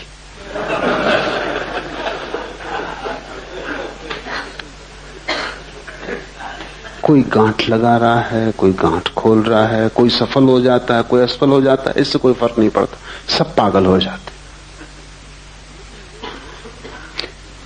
लेकिन लोग गांठ लगाने खोलने में उलझे क्यों हैं? अपने से बचने के लिए। स्वयं से बचने की तरकीबें, नहीं तो स्वयं का सामना करना पड़ेगा। न कोई महत्वाकांक्षा है, न दिल्ली जाना है, न कोई राजनीति करनी है, न कोई चुनाव लड़ना है, न धन कमाने का कोई पागलपन है। फिर आप अपने से कैसे बचोगे? फिर कहीं ना कहीं खुद से मिलना हो जाएगा। वो भय कि कहीं खुद से मिलना ना हो जाए, उससे हाथ पैर कपते।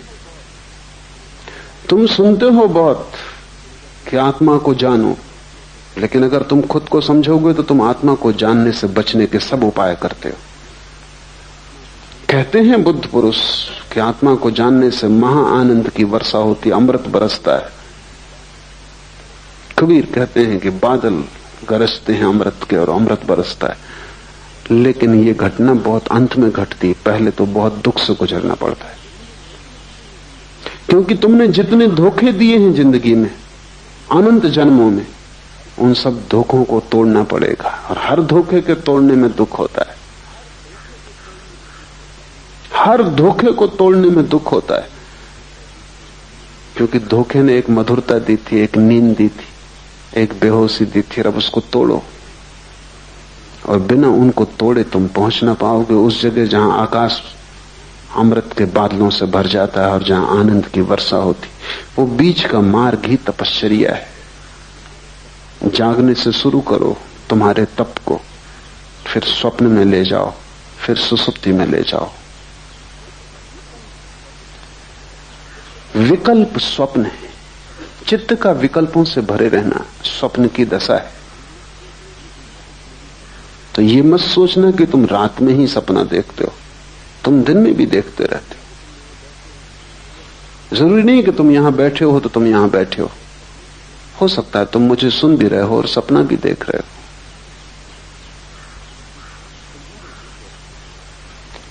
तुम्हारे भीतर 24 घंटे एक अंतर्धारा सपने की चलती रहती।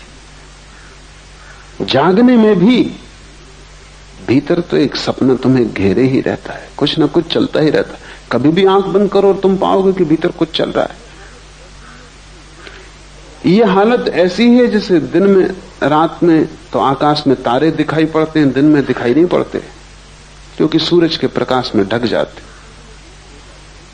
इससे तुम ये मत समझना कि खो जाते, वो अपनी जगह है, खोएंगे कहां, जाएंगे कहां। तुम किसी गहरे कुएं में चले जाना और गहरे कुएं में से खड़े होकर दिन में देखना, तो तुम्हें तारे आकाश में दिन में भी दिखाई पड़ जाएंगे, क्योंकि तारों को देखने के लिए अंधेरा चाहिए। सूरज की रोशनी की वजह से तारे दिखाई नहीं पड़ते। यही हालत स्वप्न की है। रात में ही सपने दिखाई पड़ते हैं ऐसा नहीं है, लेकिन रात का अंधकार चाहिए, आंख बंद हो तो दिखाई पड़ते। दिन में आंखें खुली हैं, 25 और काम करने जरूरी हैं। सपने तो भीतर बने रहते हैं, दिखाई नहीं पड़ते। दिन में भी तुम अगर आराम कुर्सी पर आंख बंद करके बैठ जाओ, तत्क्षण दिवा स्वप्न शुरू हो जाएगा। वो चल ही रहा था, वो भीतर चलता ही रहता है, उसका एक अंतर सूत्र है। इस अंतर सूत्र को तोड़ना बहुत जरूरी, क्योंकि दिन में तुम तोड़ सको तो रात में तोड़ पाओगे, दिन में ही न तोड़ सके तो रात में कैसे तोड़ोगे। सभी मंत्रों का उपयोग इस अंतर सूत्र को तोड़ने के लिए किया जाता है। जैसे कि कोई एक आदमी को मंत्र दे दिया उसके गुरु ने कि तू काम कर, बाजार जा, सामान बेच, खरीद, लेकिन भीतर राम राम राम की अंतर्ध्वनि चलने दे। ये क्या है? अगर तुम काम करते वक्त भीतर राम की अंतर्ध्वनि चलने दो, तो वो जो शक्ति स्वप्न बनती थी, स्वप्न की धारा बनती थी, वो राम की धारा बन जाएगी, क्योंकि वही शक्ति है जो भीतर सपना बनती। तो भीतर तुमने एक अपना ही सपना पैदा कर लिया, राम राम राम राम। बाहर तुम सब काम करते हो और भीतर तुम राम का अनुस्मरण करते हो। तो वो जो शक्ति तुम्हारे भीतर खाली पड़ी सपना देखती थी, वो राम का स्मरण बन जाएगी। इससे कुछ राम नहीं मिल जाएंगे, लेकिन सपने के तोड़ने में सहायता मिलेगी। और जिस दिन तुम रात नींद में भी पाओगे कि सपना नहीं चल रहा बल्कि राम की धारा चल रही, उस दिन समझ लेना कि दिन में सपना टूट गया। तो मंत्र की सफलता नींद में पता चलती, दिन में पता नहीं चलती। कैसे पता चलेगी? अगर तुम दिन भर राम का जप करते रहे हो तो रात सोते समय सपना पैदा नहीं होगा, राम की धारा चलेगी। ये धारा इतनी सघन हो सकती है कि तुम कल्पना भी नहीं कर सकते। स्वामी राम राम राम जपते रहते थे। तो एक रात हिमालय में ठहरे वो अपने एक मित्र के पास, सरदार पूर्ण सिंह के पास, अकेली कोठरी में थे। दूर पहाड़ में बनी कोठी थी, वहां कोई पास था भी नहीं, मीलों तक। सरदार पूर्ण सिंह को कुछ नींद नहीं आई, कुछ मच्छर थे, कुछ गर्मी थी। तो वो बड़े हैरान हुए कि राम राम राम की आवाज चल रही कोठरी में। स्वामी राम तो सो गए, तो वो उठे, थोड़ा भय भी लगा कि यहां कोई तीसरा आदमी तो है नहीं, और ये राम की आवाज। तो दिया लेके सब तरफ देखा है, बाहर कोई भी नहीं है। कमरे में फिर आए तो और हैरानी हुई कि बाहर आवाज कम सुनाई पड़ती, कमरे में ज्यादा सुनाई पड़ती। और जैसे राम की खाट के पास पहुंचे तो आवाज और ज्यादा सुनाई पड़ने लगी। तो उन्होंने दिए से राम को देखा कि कहीं वो जाग के राम का स्मरण तो नहीं कर रहे हैं। तो वो तो गहरी नींद में सो रहे हैं, गर्राटा आ रहा। तो वो बहुत हैरान हुए, करीब आके बैठ गए, कान लगा के सुनने लगे। पूरे शरीर के रोए रोए से राम की आवाज आ रही।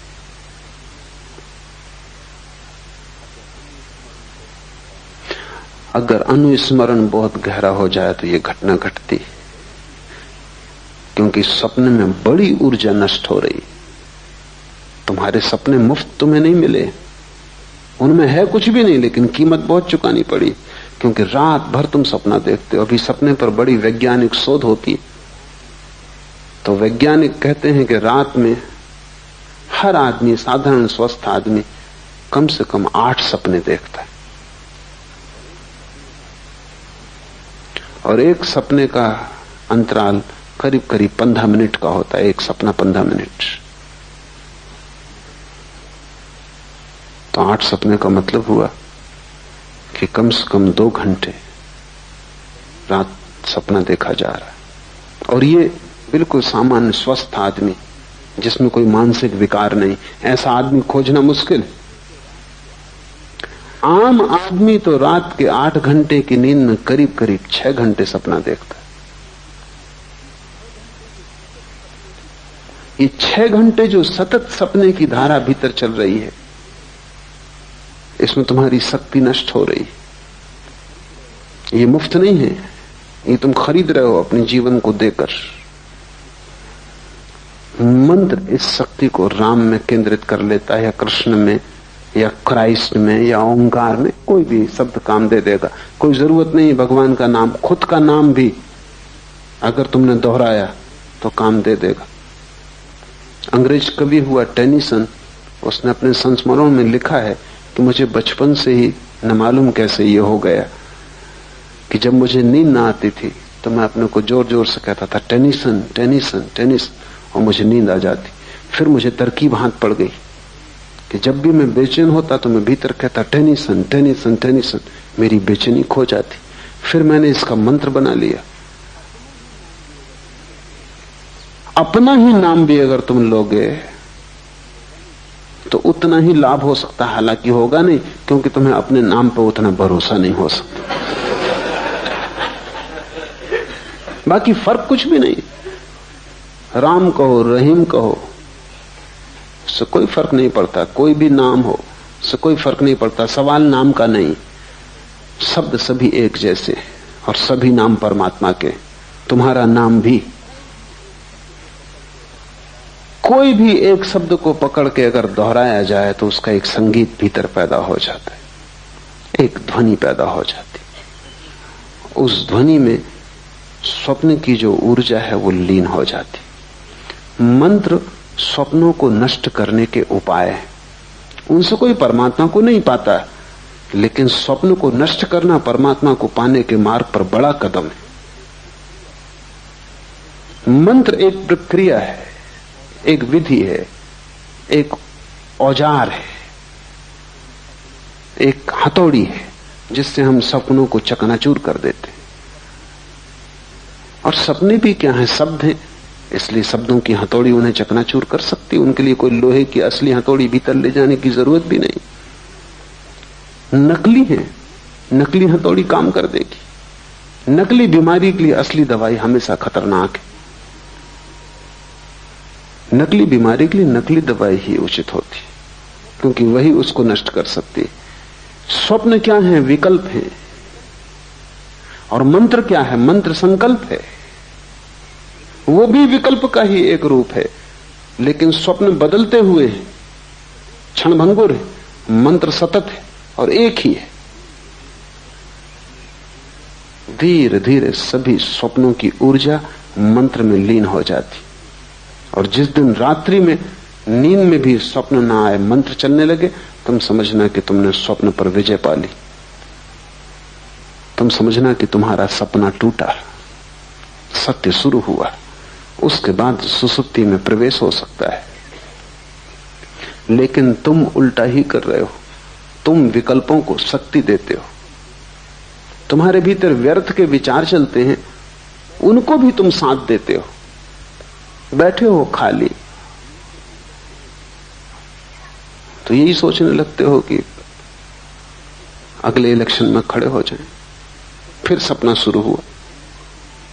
फिर राष्ट्रपति से हुए बिना काम नहीं चलेगा। फिर तुम सपने में राष्ट्रपति हो जाते हो, स्वागत समारोह हो रहे हैं और तुम इस सबको रस ले रहे हो। और तुम कभी भी नहीं सोचते कैसी मूढ़ता है, क्या तुम कर रहे हो। तुम एक व्यर्थ के विकल्प को ऊर्जा दे रहे हो, साथ दे रहे हो।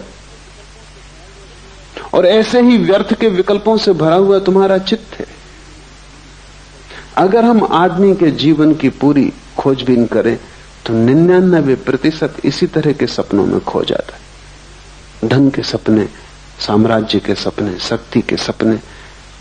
तुम पा भी लोगे तो क्या मिलेगा। अमेरिका का एक बहुत प्रसिद्ध प्रेसिडेंट हुआ, काल्विन कूलिच।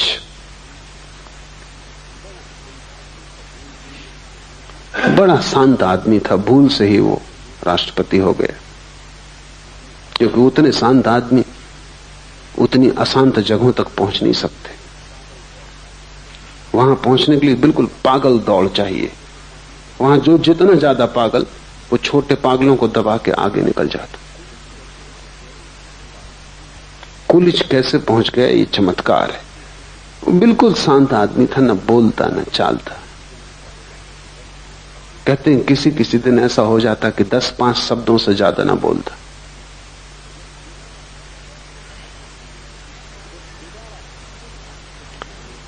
जब दोबारा फिर राष्ट्रपति के चुनाव का समय आया तो मित्रों ने कहा कि तुम फिर खड़े हो जाओ। उसने कहा कि नहीं।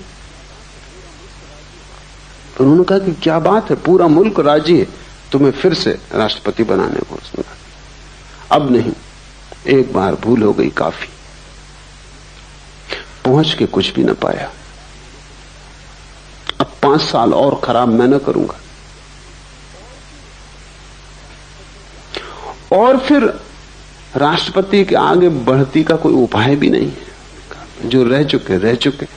अब उसके आगे जाने की कोई जगह भी नहीं है। जगह होती आगे तो शायद सपना बना रहता।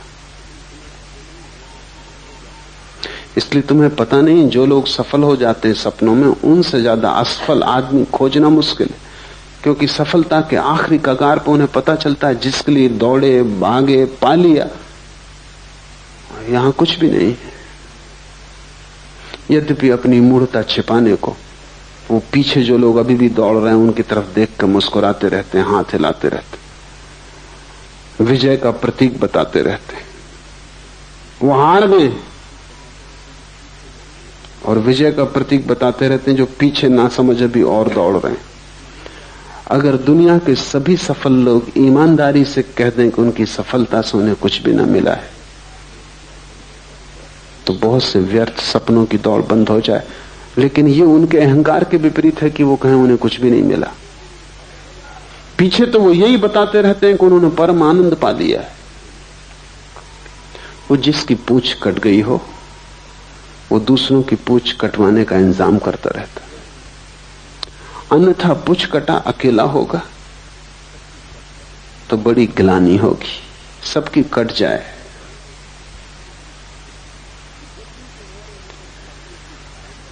जब भी तुम्हारे भीतर स्वप्न की धारा चले तब जरा जग के देखना कि क्या तुम कर रहे हो। बच्चे शेक्सपियर की कहानियां पढ़ते हैं, वो सब कहानियां तुम्हारे संबंध में। मन शेक्सपियर है और जब तक तुम स्वप्न देखते हो तब तक तुम शेक्सपियर रहोगे। शेक्सपियर का मतलब है व्यर्थ के सपने देख रहा है और उन सपनों को सच मान रहा है। भगवान न करे कि वो सपने सच हो जाएं, क्योंकि उनको सच करने में बड़ी शक्ति लगानी पड़ेगी, और जब वे सच हो जाएंगे तब तुम पाओगे उनसे कुछ भी ना पाया। हाथ राख लगती है सदा। इस संसार की सभी सफलताएं राख में बदल जाती, लेकिन जब तक राख हाथ में आती तब तक जीवन हाथ से निकल चुका होता है, लौटने का उपाय नहीं होता।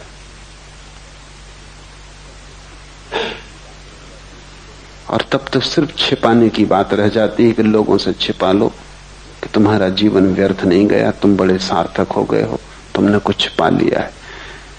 विकल्प ही स्वप्न है, इन विकल्पों को शक्ति मत देना। और जब भीतर स्वप्न चले तब हिला के अपने को जगा लेना, और स्वप्न को तोड़ देना जितने जल्दी हो सके।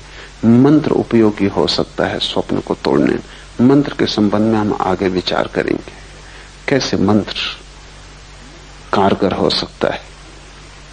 मंत्र निश्चित ही स्वप्न को तोड़ देता है।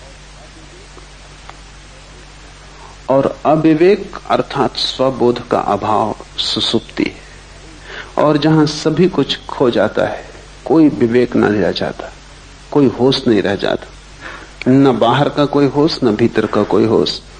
जहां तुम सिर्फ एक चट्टान की भांति हो जाते हो गहन तंद्रा में। लेकिन तुम देखो कि तुम्हारा जीवन कैसा उपद्रव होगा, क्योंकि जब भी तुम गहरी तंद्रा में हो जाते हो तभी सुबह उठ के तुम कहते हो कि रात बड़ी आनंददायी नींद आई। थोड़ी देर सोचो कि तुम्हारा जीवन कैसा नरक होगा कि तुम्हें सिर्फ नींद में सुख आता है। बेहोशी में भर सुख आता है, बाकी तुम्हारा जीवन एकदम दुख ही दुख है।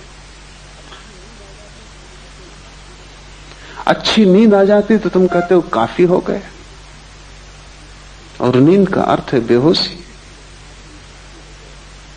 लेकिन ठीक ही है, तुम्हारे लिए काफी हो गया, क्योंकि तुम्हारी पूरी जिंदगी सिर्फ चिंता, तनाव, बेचैनी के अतिरिक्त और कुछ भी नहीं।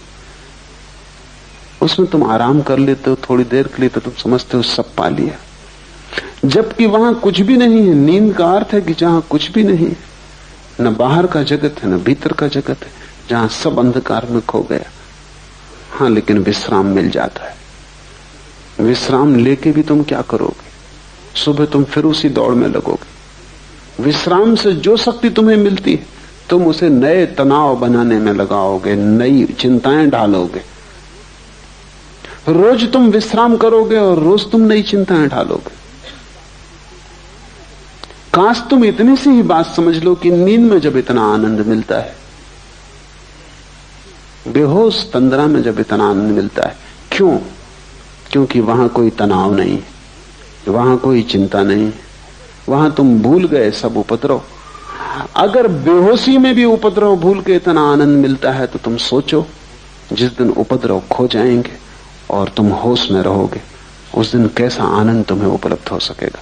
उसे हमने मोक्ष कहा है, वो निर्वाण है, वो ब्रह्मानंद है। नींद में इतना मिल जाता है क्योंकि उपद्रव नहीं दिखाई पड़ते। तो जब उपद्रव सच में ही खो जाते, तनाव सच में ही विसर्जित हो जाते, और तुम 24 घंटे उतने विश्राम में रहने लगते हो जैसी गहरी निद्रा में कभी कभी कोई व्यक्ति पहुंचता है, जब वैसी 24 घंटा सतत तुम्हारी शांत स्थिति बनी रहती, तब तुम्हें कैसे आनंद के राज्य का अनुभव नहीं होगा। उसे थोड़ा सोचो, क्योंकि समाधि सुसुप्ति जैसी है, सिर्फ एक फर्क है उसमें कि वहां होश है। तुरीयावस्था सुसुप्ति जैसी है, सिर्फ एक फर्क है कि वहां प्रकाश है और सुसुप्ति में अंधकार है। समझो कि तुम्हें एक स्ट्रेचर पर बेहोश अवस्था में इस बगीचे में लाया जाए, सूरज की किरणें तुम्हें छुएंगी, क्योंकि सूरज की किरणें बेहोश नहीं, बेहोश तुम हो। हवाओं के झोंके तुम्हारे ऊपर से गुजरेंगे, हल्की थपकियां देंगे, क्योंकि वे बेहोश नहीं, बेहोश तुम हो। फूल की पखरियों से गंध तुम्हारे नासापुटों तक आएगी, क्योंकि फूल बेहोश नहीं, बेहोश तुम हो। सुबह की पड़ी हुई ओस की ताजगी तुम्हें छुएगी, क्योंकि ओस बेहोश नहीं है, बेहोश तुम हो। सब घटित होगा, लेकिन तुम्हें कुछ भी पता नहीं। 2 घंटे बाद जब तुम होश में आओगे तुम कहोगे बड़ा विश्राम था। इस विश्राम में उस ओस का भी दान होगा, फूल की गंध का भी, सूरज की किरण का भी, हवा के झोंकों का भी, लेकिन उनका तुम्हें कुछ भी पता नहीं। तुम बेहोश थे तब भी तुम लौट के होश में आके कहते हो बड़ा सुख आया। थोड़ी देर कल्पना करो कि तुम होश से बैठे हो, फूल की गंध बरस रही, सूरज की किरणें बरस रही, ओस ने सब ताजा कर दिया है, सब नया कर दिया है। हवाओं के झोंके वृक्षों में गीत पैदा करते हैं, तुम होश से भरे बैठे हो। तब तुम्हारे आनंद। सुसुप्ति में तुम वहीं पहुंचते हो जहां बुद्ध और महावीर और शिव जागृत अवस्था में पहुंचते हैं। नींद में भी तुम सुबह थोड़ी सी खबर लाते हो कि बड़ा सुख था, हालांकि तुम साफ नहीं कर सकते कि कैसा सुख था।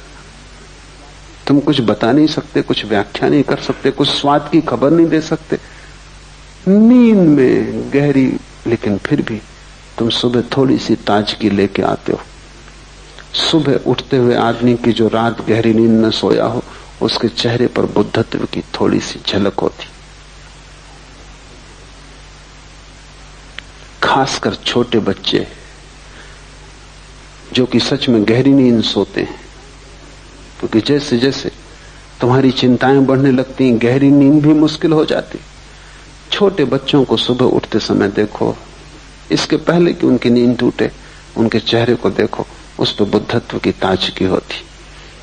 कहीं भीतर कोई आनंदपूर्ण घटना घट रही जिसका उसे होश नहीं, लेकिन घटना घट रही।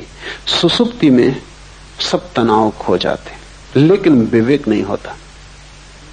और समाधि में, तुरीयावस्था में सब तनाव खो जाते हैं और विवेक होता है। विवेक धन सुसुप्ति बराबर समाधि। और तीनों का भोक्ता वीरेश कहलाता है। जागृत को, स्वप्न को, सुसुप्ति को, तीनों का भोक्ता, तीनों से जो पृथक है, तीनों से जो अन्य है, तीनों से जो गुजरता है, तीनों को जो भोगता है लेकिन तादात्म्य नहीं करता, जो तीनों के पार जाता है लेकिन अपने को अन्य मानता है, तीनों से भिन्न जो है वही वीरेश है। वीरेश का अर्थ है वीरों में वीर है, महावीर है। वीरेश शिव का एक नाम है। हमने महावीर उन्हीं पुरुषों को कहा जिन्होंने समाधि पा ली। हम महावीर उसको नहीं कहते जो गौरी शंकर पर चढ़ गया। ठीक है, साहस किया, लेकिन गौरी शंकर कोई आखिरी ऊंचाई नहीं है। हम महावीर उसको भी नहीं कहते जो चांद पर पहुंच गया। साहस किया, लेकिन चांद पर पहुंचना कोई आखिरी मंजिल नहीं। हम तो वीरेश उसे कहते हैं, महावीर उसे कहते हैं जिसने आत्मा को पा लिया, जिसने परमात्मा को पा लिया। क्योंकि परमात्मा से और ऊंचा गौरी शंकर कहां, और परमात्मा से और आगे मंजिल कहां। जिसने आखिरी पा लिया, हम उसी को महावीर कहते हैं। उससे कम पर हम राजी नहीं है, क्योंकि चांद पे पहुंच के क्या होगा। चांद पे पहुंच के सिर्फ और आगे पहुंचने के रास्ते खुलते हैं। अब मंगल पे पहुंचना होगा। मंगल पे पहुंच के क्या होगा, अनंत विस्तार है। हम महावीर उसे कहते हैं जो वहां पहुंच गया जिसके आगे अब पहुंचने को कोई जगह न बची। और क्यों कहते हैं महावीर उसे?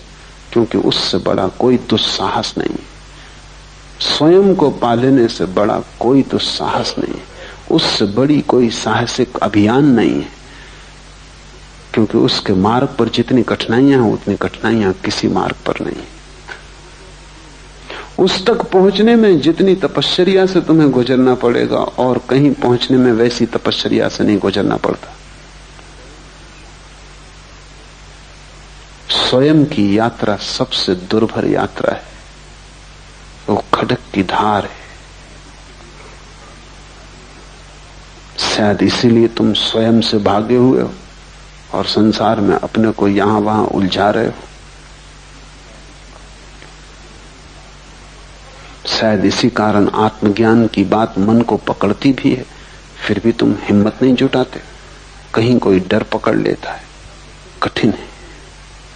अकेले जाना होगा। सबसे बड़ी कठिनाई तो यह है कि दुनिया में सब जगह तुम किसी के साथ जा सकते हो, सिर्फ एक जगह है जहां तुम्हें अकेले जाना होगा। वहां पत्नी साथ ना होगी, भाई साथ ना होगा, मित्र साथ ना होगा, गुरु तक भी वहां साथ नहीं हो सकता, सिर्फ इशारा कर सकता है। बुद्ध ने कहा है, बुद्ध इशारा करते, जाना तुम्हें होगा। और अकेले होने में डर लगता है। और चारों तरफ इतने लोग हैं, इतने सपने हैं, सपनों में कई तो बड़े मधुर सपने हैं, उनमें बड़ा रस है। उन सबको तोड़कर, इस सब सपने के जाल को गिराकर सत्य की यात्रा पर थोड़े से दुर्लभ लोग निकलते हैं। उनमें से भी बहुत से बीच यात्राओं से वापस लौट आते। लाखों में एक उस यात्रा पर जाता है, क्योंकि बड़ी कठिन है, और लाखों जाते हैं, उनमें से कोई एक पहुंच पाता है। इसलिए हमने उस अवस्था को वीरेश कहा है। 3 के पार जो चौथा तुम्हारे भीतर छिपा है, वही गौरी शंकर है, वहीं पहुंचना है। और पहुंचने का रास्ता यह है कि तुम जागने में और जागो।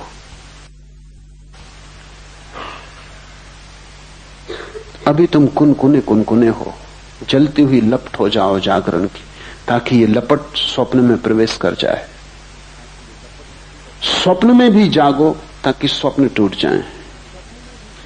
स्वप्न में इतने जागो कि जागने की एक किरण सुसुप्ति में भी पहुंच जाए। बस जिस दिन तुम सुसुप्ति में दिया लेके पहुंच गए, तुमने वीरेश होने का द्वार खोल लिया, तुमने मंदिर पर पहली दस्तक दी। आनंद आनंद है, लेकिन बीच का मार्ग चलना ही पड़े, कीमत चुकानी ही पड़े। और जितना बड़ा आनंद पाना हो, उतनी बड़ी कीमत चुकानी पड़ेगी। सस्ता कोई सौदा नहीं हो सकता। बहुत लोग सस्ते सौदे की कोशिश भी करते हैं, बहुत लोग शॉर्टकट खोजते हैं। उनको शोषण करने वाले गुरु भी मिल जाते हैं जो कहते हैं कि बस इससे सब हो जाएगा, कि तुम ये ताबीज बांध लो, कि तुम मुझ पे भरोसा रखो, बस कि तुम दान कर दो, पुण्य कर दो, कि तुम मंदिर बना दो। ये सब सस्ती बातें हैं, इनसे कुछ हल होने वाला नहीं। इनसे सिर्फ तुम धोखे में पड़ते हो। यात्रा करनी ही पड़ेगी।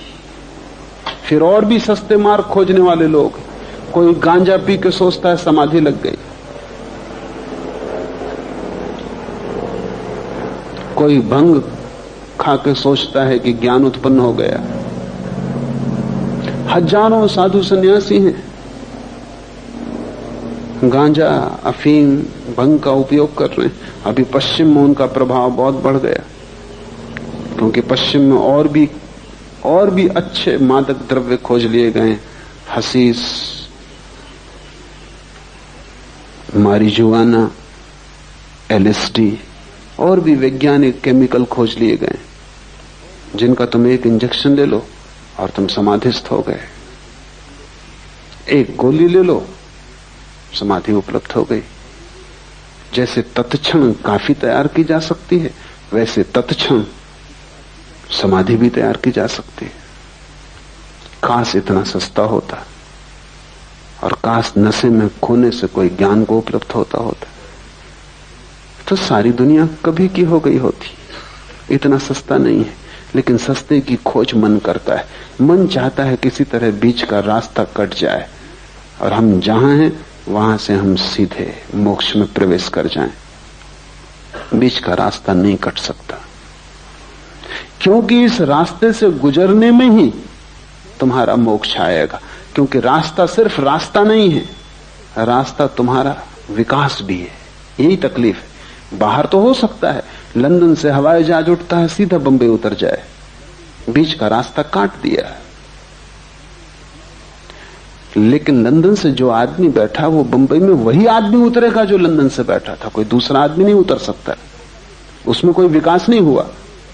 ये यात्रा बाहर की है, लेकिन तुम जहां हो यहां से मोक्ष में उतरने का कोई हवाई यात्रा नहीं हो सकती। और जो भी कहते हैं हो सकती वो धोखा देते, क्योंकि ये यात्रा एक बिंदु से दूसरे बिंदु की यात्रा नहीं है, एक जीवन स्थिति से दूसरे जीवन स्थिति में प्रवेश है। बीच के मार्ग से गुजरना ही होगा, क्योंकि उस गुजरने में ही तुम निखरोगे, जलोगे, बदलोगे। उस गुजरने की पीड़ा से ही तुम्हारा विकास होगा। वो पीड़ा अनिवार्य है, उस पीड़ा से गुजरे बिना कोई वहां नहीं पहुंच सकता। और तुमने अगर कोई संक्षिप्त रास्ता खोजा तो तुम सिर्फ अपने को धोखा दे रहे हो। पश्चिम में संक्षिप्त की बड़ी तलाश है, इसलिए महेश योगी जैसे व्यक्तियों का बड़ा प्रभाव है। उस प्रभाव का कुल कारण इतना कि वो कहते हैं कि हम जो कह रहे हैं ये जेट स्पीड है। हम जो कह रहे हैं ये छोटा सा जो मंत्र है, रोज 15 मिनट कर लेने से तुम सीधे पहुंच जाओगे। कुछ और करने की जरूरत नहीं। न तुम्हारे आचरण को बदलने की जरूरत है, न तुम्हारे जीवन को बदलने की जरूरत है, न तुम्हें कुछ खोना है बाहर की दुनिया में। कुछ करना नहीं है, बस तुम्हें बैठ के 15 मिनट विश्राम करके ये मंत्र का जाप कर लेना। बस ये मंत्र सब कुछ है। मंत्र कीमती चीज है पर सब कुछ नहीं। और मंत्र से सपने काटे जा सकते हैं, सत्य नहीं मिलता। सपना काटना सत्य के मिलने के मार्ग पर एक हिस्सा है, लेकिन मंत्र कोई दोहरा के कोई समझता हो कि सब हो गया, कि कोई माला फेर के समझता हो कि सब हो गया, तो वो बचकाना है। वो भी योग्य भी नहीं है, समझ के भी योग्य नहीं, पहुंचने की तो बात दूर है। दूभर है मार्ग, उस दूभर से गुजरना होगा। और इसलिए ये सूत्र कहता है उद्यम चाहिए, इतनी महान प्रयत्न करने की आकांक्षा चाहिए, अभीप्सा चाहिए कि तुम अपने को पूरा दांव पर लगा दो। मोक्ष खरीदा जा सकता है, लेकिन तुम अपने को पूरा दांव पर लगा दो तो ही, इससे कम में नहीं चलेगा।